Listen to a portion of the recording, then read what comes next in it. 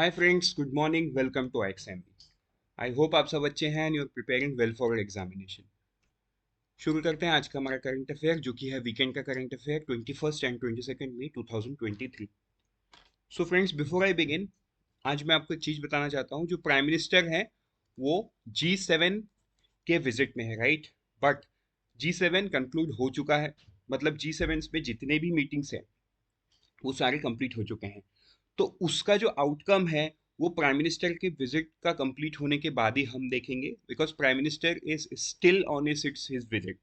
ठीक है, वो क्वाड कंट्रीज में लोगों को से मिलेंगे, क्वाड कंट्रीज के।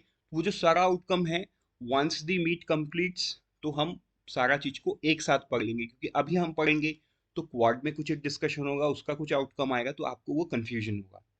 ताकि आपको कंफ्यूजन ना हो, इसीलिए हम G7 के बाद का जो भी बायलैटरल या ट्रायलैटरल मीटिंग्स है प्राइम मिनिस्टर्स का, उसका जो भी आउटकम आता है उस सारा आउटकम को हम एक साथ पढ़ेंगे। आज के करंट अफेयर्स में G7 का कोई भी बात मैंने नहीं बताई है। So with this note, let me start with the first piece of news. वो है पैंडेमिक फंड। तो देखो, इस वाले शीट पे हम वापस आएंगे। पहले हम जाते हैं दूसरे वाले स्लाइड पर और समझते हैं कि पैंडेमिक फंड है क्या। तो देखो, पैंडेमिक फंड जो है ये सितंबर 2022 में एस्टेब्लिश किया गया।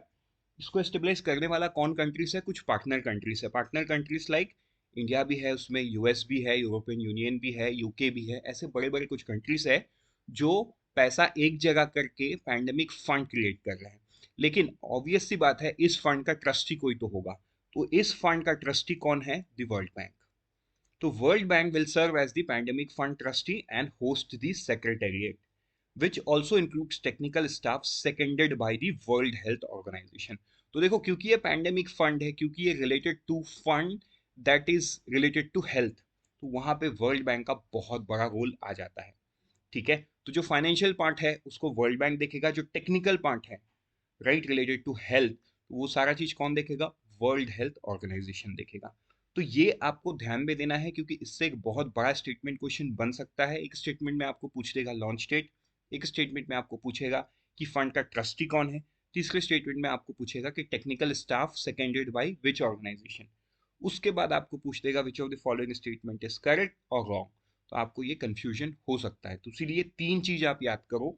एक है सितंबर 2022, एक है वर्ल्ड बैंक जो कि इसका फंड का ट्रस्टी है, और WHO जो कि टेक्निकल स्टाफ है। तो ये आपको ध्यान में देना होगा। तो देखो, यहाँ पे एक G7 का छोटा सा बात मैं करूंगा। जो यूएस प्रेसिडेंट है जो बाइडेन, उन्होंने बताया कि जो यूएस है, यूनाइटेड स्टेट्स, ये जो $250 मिलियन का एडिशनल फंड प्रोवाइड करेंगे। लेकिन इस फंड को भी, मतलब एज सच उन्होंने अप्रूव नहीं किया है, this is just his statement. But most of the time US president का एक फॉरेन लैंड पे जो स्टेटमेंट होता है वो एक एग्जीक्यूटिव ऑर्डर के हिसाब से ही माना जाता है, राइट। तो ये उनका कांग्रेसियल नोटिफिकेशन है, वो जब आ जाएगा तो ये यूएस एड से रिलीज होगा।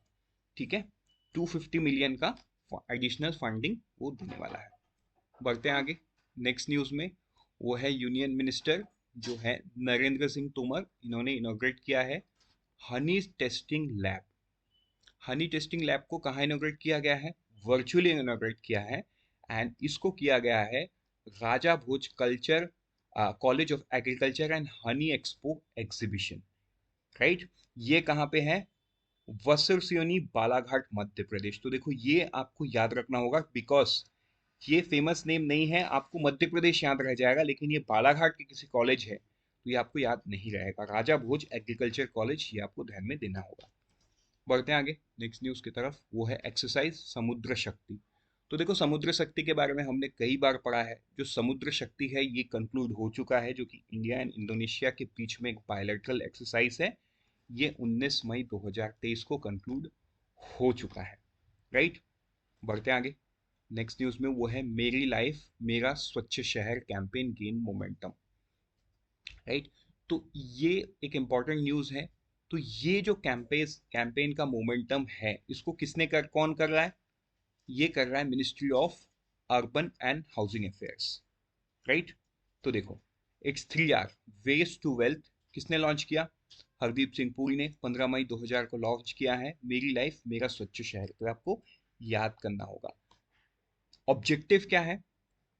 Sustainable and better life, ये है objective. The nationwide campaign aims to nudge cities to set up RRR centers, one-stop centers for citizens to contribute clothes, shoes, old books, toys, used plastic to be reused or recycled.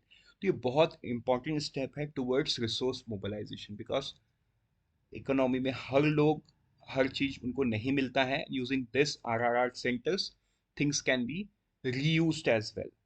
And obvious सी बात है, जो खराब हो चुका है वो तो रिसाइकल में जाएगा. तो देखो, मैंने यहाँ पे एक चीज इंक्लूड नहीं किया है, वो है RRR. इसका full form, right? What does this 3R means?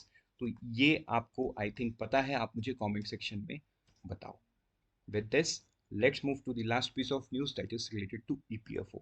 देखो, EPFO का जो डेटा है, इससे हमें क्या समझ में आता है कि जो फॉर्मल एम्प्लॉयमेंट क्रिएशन है वो हमें समझ में आता है. तो अगर हम फाइनेंशियल ईयर 23 की बात करें, तो इसमें 1.39 करोड़ नेट मेंबर्स को ऐड किया गया है. तो सीधा सिंपल बात ये है, ये जो 1.39 करोड़ मेंबर है, ये नए एडिशन का मतलब नया फॉर्मल जॉब क्रिएशन है. जितने भी फॉर्मल जॉब है उनको सबको पीएफ मिलता है, provident fund. And provident fund को मैनेज कौन करता है? ईपीएफओ.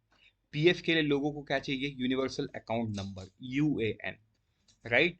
तो ईपीएफओ के इस डेटा से हमें ये समझ में आता है कि कितना फॉर्मल जॉब इकोनॉमी में क्रिएट हुआ है, राइट? तो देखो, जेंडर वाइज भी डेटा है, बट उतने डीप में हमें नहीं जाना है. बट यस, आरबीआई के सिलेबस के लिए आई वुड से कि आप इसको एक दो बार रीड कर लो, ताकि you have a content to write it in the comment section. Because employment के लिए आपका ईएसआई सिलेबस में एम्प्लॉयमेंट जो है उसके लिए ये बहुत इंपॉर्टेंट डेटा हो जाता है. With this we are okay.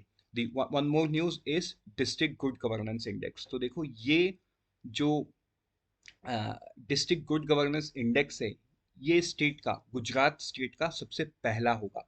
3 दिन एक चिंतन शिविर हुआ था. ये शिविर के बाद जो आउटकम आया है, that is district good governance index. तो ये एक इंपॉर्टेंट स्टेप्स है टुवर्ड लोकलाइजेशन. जो 3 टियर गवर्नमेंट की बात हम करते हैं, तो 3 टियर गवर्नमेंट में काम भी दिखना चाहिए. तो इंडेक्स के थ्रू डिस्ट्रिक्ट वाइज क्या काम हो रहा है वो ऊपर बैठी जो स्टेट गवर्नमेंट है वो देख सकती है. तो गुजरात अपना पहला डिस्ट्रिक्ट गुड गवर्नेंस इंडेक्स आज रिलीज करने वाला है, जब मैं ये लेक्चर रिकॉर्ड कर रहा हूँ. So we would read the entire data once it is out tomorrow. With this, we are done for the day. Let's meet tomorrow morning once again. Till then, unfold your potential. All the best for all the exam that you're preparing, and always remember, IXMB helps you prepare 50% faster.